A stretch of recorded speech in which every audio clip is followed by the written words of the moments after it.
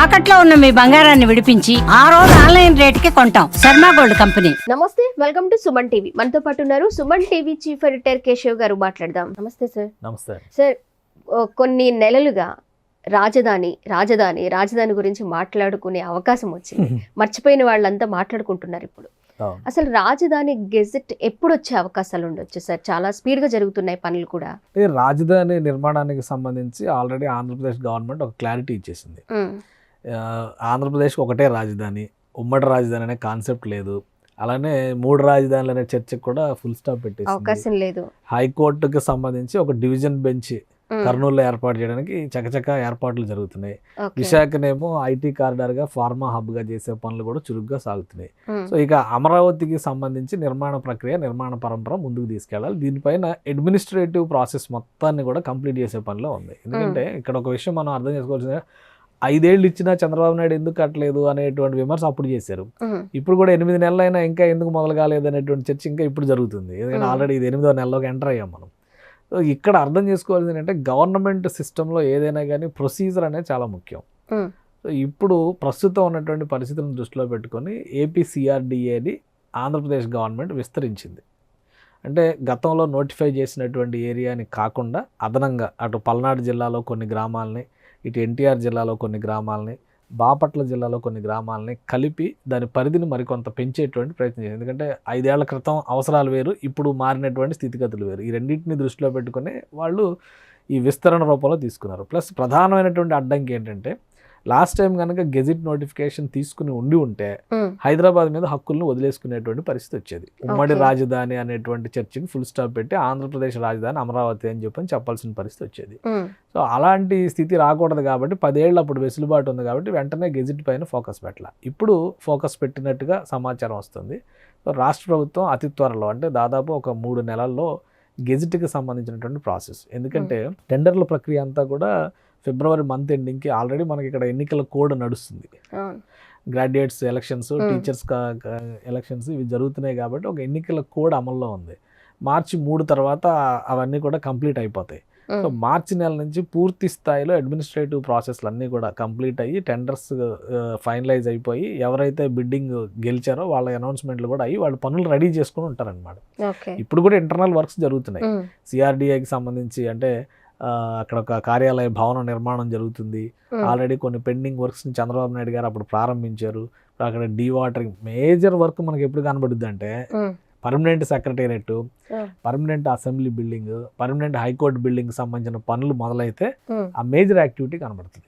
So అందుకని అందరూ కూడా ఇంకా మొదలవలేదా అనే దీనిలో. కానీ ఇప్పుడు గతంతో పోలిస్తే ఆంధ్రప్రదేశ్కి సంబంధించి అమరావతిలో యాక్టివిటీ చాలా వేగంగా సాగుతుంది. రోజు సెక్రటేరియట్కి మంత్రులు వెళ్తున్నారు, ముఖ్యమంత్రి వెళ్తున్నారు, జనాలు వెళ్తున్నారు, అవసరాలు ఉన్నటువంటి ప్రజలు వెళ్తున్నారు. సో అదంతా ఒకవైపు నడుస్తూనే ఉంది. మరోవైపు గత 5 ఏళ్లలో పాడుపడినటువంటి పరిస్థితి మొత్తాన్ని కూడా బాగు చేసేటువంటి ప్రయత్నం జరుగుతూ ఉంది.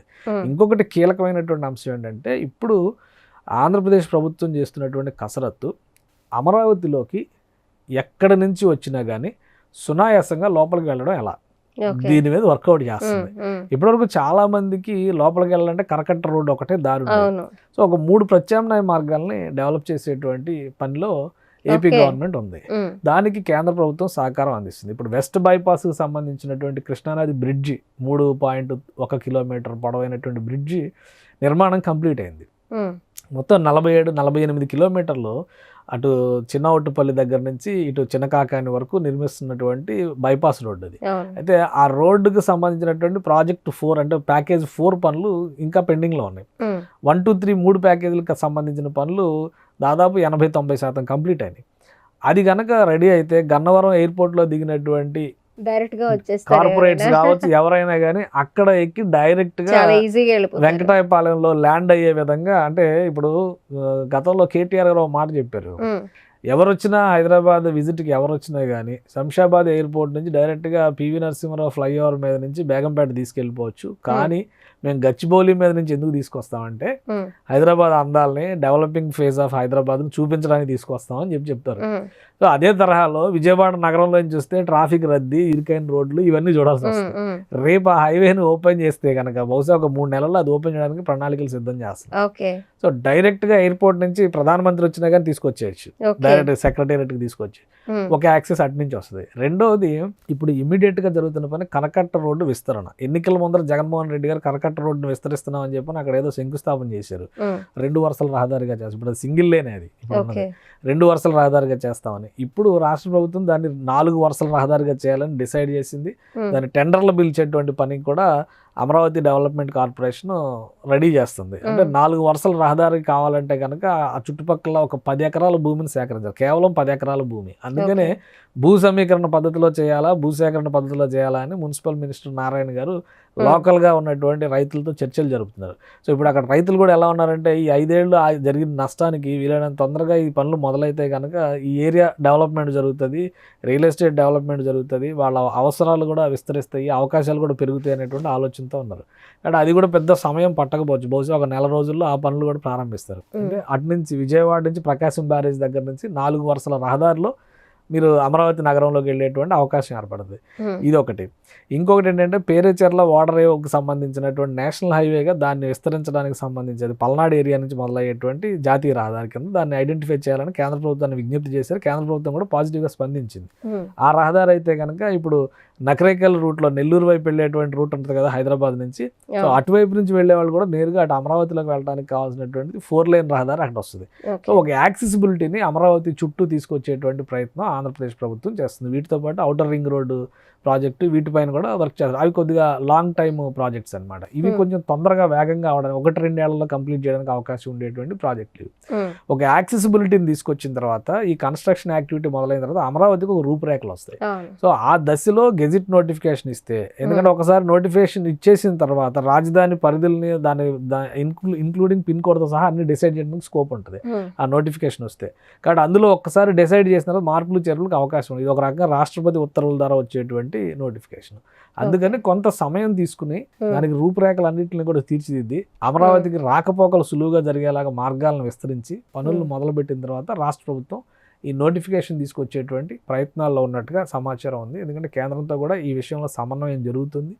ఇప్పుడు ఫుల్ బడ్జెట్ పెడుతున్నారు. అలానే కేంద్ర ప్రభుత్వం కొన్ని స్కీమ్స్ ఇచ్చింది. స్మార్ట్ పథకాలకు సంబంధించి కూడా అమరావతికి ఫండింగ్ చేయడానికి రెడీగా ఉంది. హట్కో రుణం 11,000 కోట్ల రూపాయలకు సంబంధించి housing and urban development corporation అది 11,000 కోట్ల రూపాయల రుణాన్ని మంజూరు చేస్తూ కాపీస్ని ఆల్రెడీ హ్యాండ్ ఓవర్ చేసింది. కాబట్టి వీళ్ళు పనులు మొదలుపెట్టి డబ్బులు తెచ్చుకోవడం మీద ఉంటుంది. ఇవన్నీ కూడా ఇన్ఫ్రాస్ట్రక్చర్ డెవలప్మెంట్ ఇచ్చేటువంటి రుణాలు. ఆల్రెడీ వరల్డ్ బ్యాంక్ ఇచ్చింది, ఏషియన్ డెవలప్మెంట్ బ్యాంక్ ఇచ్చింది, జర్మనీకి చెందిన బ్యాంక్ ఇచ్చింది, జైకా నుంచి వీళ్ళు నిధులు ఒకటి అప్లై చేశారు, అక్కడి నుంచి వచ్చేటువంటి అవకాశం ఉంది. సో ఫండ్ అనేది ప్రాబ్లం లేకుండా ఇప్పుడు చేసుకున్నారు. నెక్స్ట్ లెవెల్లో మొత్తం ఇన్ఫ్రాస్ట్రక్చర్ మీద దృష్టి పెడతారు, బౌండరీస్ మీద దృష్టి పెడతారు, రాకపోకల మీద దృష్టి పెడతారు. ఇది అయిన తర్వాత అంటే మ్యాక్సిమం ఒక 3 నుంచి 4 నెలల్లో పూర్తి స్థాయి గెజిట్ నోటిఫికేషన్ ఇచ్చే విధంగా చర్యలు తీసుకుంటున్నట్టుగా ఒక చర్చ అయితే నడుస్తుంది. కాబట్టి అది రూపురేఖలన్నింటినీ రెడీ చేసినాక కేంద్ర ప్రభుత్వం నోటిఫికేషన్ ఇవ్వడం వాళ్ళ చేతిలో పని. ఇప్పుడు పెద్ద సమయం ఉండకపోవచ్చు, ఎందుకంటే ఇది బడ్జెట్ సెషన్స్ అయిపోయిన తర్వాత అయినా కానీ వీళ్ళు పూర్తి స్థాయి సెషన్స్, పార్లమెంట్ సెషన్స్కి మళ్ళీ వెళ్ళే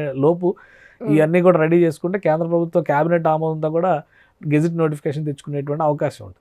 సో రాష్ట్ర ప్రభుత్వం అందుకనే అమరావతి చుట్టుపక్కల ఉండేటువంటి నైసర్గిక స్వరూపాన్ని డిసైడ్ చేసేటువంటి పనిలో ఉంది. అమరావతిలోకి ఏ ప్రాంతం నుంచి అయినా కానీ సులువుగా వెళ్లేందుకు కావాల్సినటువంటి రాకపోకల్ని, రవాణా మార్గాలని సిద్ధం చేసుకునేటువంటి పనిలో ఉంది.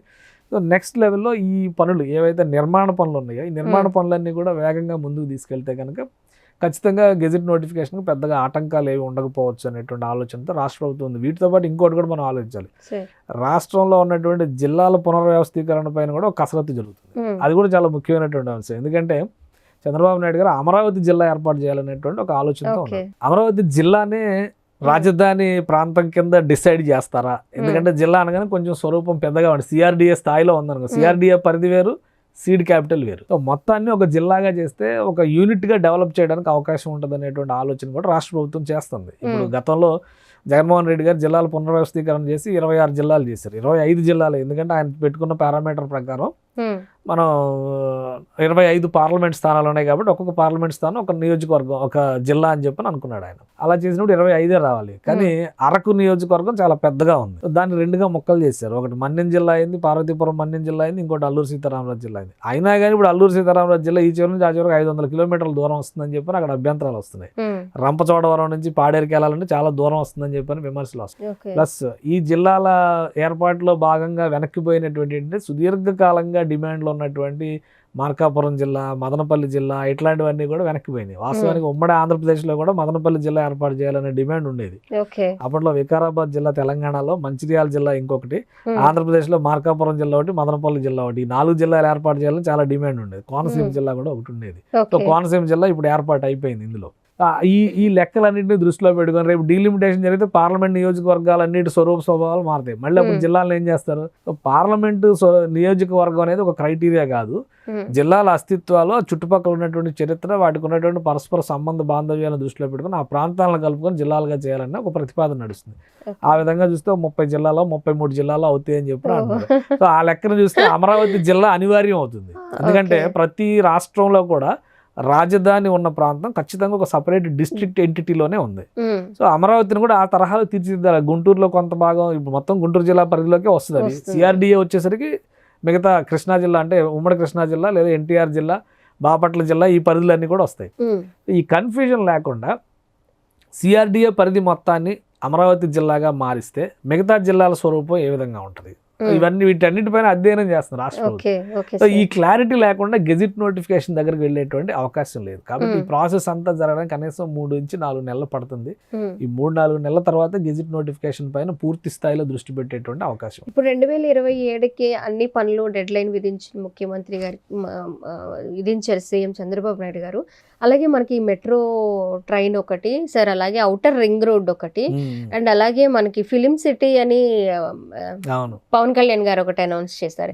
ఇవన్నీ కూడా ఆ టైంలోగా అయ్యే అవకాశాలు ఉంటాయి. ఇవి కొన్ని ప్రాజెక్టులు అంటే ఆల్రెడీ అమరావతి నిర్మాణానికి సంబంధించి, రాజధాని నిర్మాణానికి సంబంధించి ఒక మాస్టర్ ప్లాన్ ఇచ్చారు. ఆ మాస్టర్ ప్లాన్ లో ఉన్న అంశాలు ఇవన్నీ, ఇవేం కొత్తవి కావు. కాకపోతే ఈ 1 డే 2 డేలో డెవలప్మెంట్ అయ్యే కావు. ముందు నగరానికి రూపురేఖలు ఇస్తే ఆటోమేటిక్ ఇప్పుడు అమరావతి ఔటర్ రింగ్ రోడ్ కనీసం ఒక 5 ఏళ్ల ప్రాజెక్ట్ అవుతుంది. అది ఆల్రెడీ మనం హైదరాబాద్ లో చూసాం ఔటర్ రింగ్ రోడ్ నిర్మాణానికి సంబంధించి. అలాగే ఫిలిం సిటీ అనేది అమరావతి మాస్టర్ ప్లాన్ లోనే ఎంటర్టైన్మెంట్ సిటీ అనేదాన్ని ఒక ప్రపోజల్ చేశారు. దానిలో ఏంటంటే యానిమేషన్, గేమింగ్ ఇండస్ట్రీ, వీటికి సంబంధించినటువంటి వ్యవస్థలన్నీ అక్కడ రావాలి, ఆ కేంద్రాలన్నీ ఏర్పాటు కావాలి, ఇట్లాంటివన్నీ ఉన్నాయి. అందులోనే ఫిలిం సిటీ కాన్సెప్ట్ కూడా ఉంది. సో అట్లా చేసినటువంటి అనౌన్స్మెంట్స్ ఇవి వెంటనే అన్నీ జరుగుతాయని కాదు. కానీ ముందు రాజధాని ఆపరేషన్స్ జరగాలంటే ప్రభుత్వ కార్యాలయాలు, అడ్మినిస్ట్రేటివ్ బిల్డింగ్స్ రెడీ అవ్వాలి. ఇవి రెడీ అవ్వడానికి 2027 టార్గెట్ సరిపోతుంది. ఒక 6 నెలలు అటు ఇటుగా అవి ప్రారంభిస్తారు. అవి ప్రారంభించిన తర్వాత ఏం జరుగుతుందంటే అక్కడ ఆల్రెడీ కొన్ని కాలనీలు ఏర్పాటు అయి ఉన్నాయి. ఎన్జిఓల కాలనీలు కానీ, ఐఏఎస్ ఐపీఎస్ ఆఫీసర్లు కానీ, ఎమ్మెల్యే ఎమ్మెల్సీ క్వార్టర్స్లు కానీ, మినిస్టర్స్ బంగ్లాలు కానీ, జడ్జిల బంగ్లాలు కానీ, ఇవన్నీ ఈ 2-3 ఏళ్లలో చేయొచ్చు. వీళ్ళందరూ పోయి అక్కడ నివాసం ఉండడం మొదలు పెట్టారనుకోండి, అక్కడ ఎమ్యూనిటీస్ అన్ని వాళ్ళు రహదారి రాకపోకలు, విద్యుత్ సౌకర్యము, వాటర్ సప్లై, అలానే డ్రైనేజ్ సిస్టమ్, ఇవన్నీ కూడా వ్యవస్థలు ఏర్పాటు చేయాలి. అవన్నీ ఉంటే దానికి సంబంధించి డిపెండ్ అయి పనిచేసేటువంటి వర్కర్స్, మనుషులు, వీళ్ళందరూ ఆటోమేటిక్ అక్కడ ఒక ఎకానమీ సృష్టిస్తారనమాట. ఒక ఊరు నిర్మాణం జరిగిపోతుంది అక్కడ. సో అది క్రమంగా విస్తరిస్తుంది. ఏ నగరమైనా అంతే జరుగుతుంది. ఒకేసారి 1,00,000 మందిని తీసుకెళ్ళి ఒక చోట పడేసి ఒక ఊరు కట్టరు. సో ఒక ఊరు కట్టడం అనేది ఒకటితోనే మొదలైంది. ఆ కట్టిన క్రమంలో జనం యాడ్ అవుతూ పోతారు అనమాట. ఇప్పుడు హైదరాబాద్ లాంటి నగరం 400 ఏళ్ళ చరిత్ర మొత్తం తీస్తే 400 ఏళ్ల క్రితం పుట్టినటువంటి నగరం. 400 ఏళ్ల క్రితం హైదరాబాద్ ఎంత పెద్దగా లేదుగా. కట్టిన తర్వాత ఒక్కోటి కలుస్తూ పోయింది, విస్తరిస్తూ పోయింది. అలానే విజయవాడ నగరానికి 1000 ఏళ్ల చరిత్ర ఉంది. 1000 ఏళ్ల క్రితం విజయవాడ నగరం ఇలా ఉందా లేదా అని మళ్ళీ ఆలోచించాలి. ఇప్పుడు కూడా విజయవాడలో మీకు పడవల రేవులు ఇవి ఉన్నాయి కదా, ఇవన్నీ ఏంటి ఎప్పుడో శతాబ్దాల క్రితం పడవల్లో వచ్చి అక్కడ రేవు వేసేవాళ్ళు. అవన్నీ ఆ ఊర్ల కింద మారినాయి. ఇప్పుడు మనకు తెలియదు అది. అప్పట్లో పెద్ద నగరాలు అయి ఉండొచ్చు విజయవాడ నగరం కూడా. సో గుంటూరు నగరం కూడా ఇక్కడ నుంచి నాగార్జున కొండ వరకు కృష్ణానదిలో పడవ ప్రయాణం చేసి తూర్పు ప్రాంతాల నుంచి అంటే చైనా నుంచి అక్కడ నుంచి యాత్రికులు వచ్చి బౌద్ధ భిక్షువులు అక్కడ నాగార్జునుడు పెట్టినటువంటి విశ్వవిద్యాలయంలో చదువుకునేవాళ్ళు. అంటే అప్పుడు ఇది పెద్ద నగరాలే కదా ఇవి. కాబట్టి నగరం అనేది ఎవడో సృష్టిస్తే రాదు, ఒక కల్పన జరుగుతుంది, దాని చుట్టూ నగరం విస్తరిస్తూ పోతుంది. అమరావతి కూడా అదే రకంగా ముందుకు వెళ్ళేటువంటి అవకాశం ఉంటుంది. ఒక వ్యవస్థ, ప్రభుత్వ వ్యవస్థలు అనేవి ప్రారంభమైన తర్వాత మిగతావన్నీ కూడా ఒక్కొక్కటిగా విస్తరిస్తూ వెళ్తాయి. అక్కడ నిర్మాణ రంగం అభివృద్ధి చెందుతుంది, అక్కడ ఉన్న ప్రజలకి ఆదాయ మార్గాలు పెరుగుతాయి, ఉద్యోగ అవకాశాలు పెరుగుతాయి, చిన్న చిన్న వ్యాపారాలు మొదలవుతాయి, షాపింగ్ మాల్స్ వస్తాయి, అక్కడ కూడా పెద్ద పెద్ద మాల్స్ తయారవుతాయి. ఇప్పుడు మనం అనుకున్న కోవర్కింగ్ స్పేస్లు ఇవన్నీ కూడా వస్తాయి, టవర్లు వస్తాయి, ఐటీ టవర్లు వస్తాయి, మల్టీప్లెక్స్లు వస్తాయి. ఇదంతా కూడా ఎకానమీనే కదా. సో వాటిని దృష్టిలో పెట్టుకుని చేసినటువంటి ప్రణాళిక. అంత సమగ్ర స్వరూపం రావాలంటే ఇంకో 10 ఏళ్ళు పట్టొచ్చు. ఎగ్జాంపుల్ మన కళ్ళ ముందర కనిపిస్తున్న హైటెక్ సిటీ గచ్చిబౌలి ప్రాంతంలో 2000 సంవత్సరం, ఎందుకంటే 98లో అది ఓపెన్ అయింది. 3 ఏళ్ల తర్వాత వెళ్ళిన వాడు కూడా ఇక్కడ ఎందుకు కట్టుకున్నారనే మాట్లాడారు. ఇప్పుడు అక్కడ గజం స్థలం ఎంత రేటు ఉంది, గేటెడ్ కమ్యూనిటీలో ఎన్ని కోట్లకు ఒక్కొక్క ఫ్లాట్ అమ్ముతున్నాయి ఒకసారి చూస్తే అర్థమవుతుంది కదా. 20 ఏళ్లలో వచ్చిన మార్పే కదా ఇది. మన కళ్ళ ముందర 100 ఏళ్ల క్రితం మారింది కాదు కదా. సో అమరావతి కూడా అంతే, ఒక 20 ఏళ్లలో ఒక అద్భుతమైన నగరంగా మారడానికి ఖచ్చితంగా ఇక్కడ అవకాశాలు ఉన్నాయి. ఎకానమీలో ఆ అవకాశాలు, ఆ మార్గాలు ఉన్నాయి. మానవ వనరుల్లో కూడా ఆ పరిణితి ఉంది, ఆ మేధస్సు ఉంది. అందుకని అమరావతి ఖచ్చితంగా నంబర్ 1 క్యాపిటల్ అవడానికి కూడా అవకాశం ఉంది. Thank you. సుమన్ టీవీలో మీ పర్సనల్ అండ్ బిజినెస్ ప్రమోషన్స్ కోసం కింది నెంబర్కి కాంటాక్ట్ చేయండి.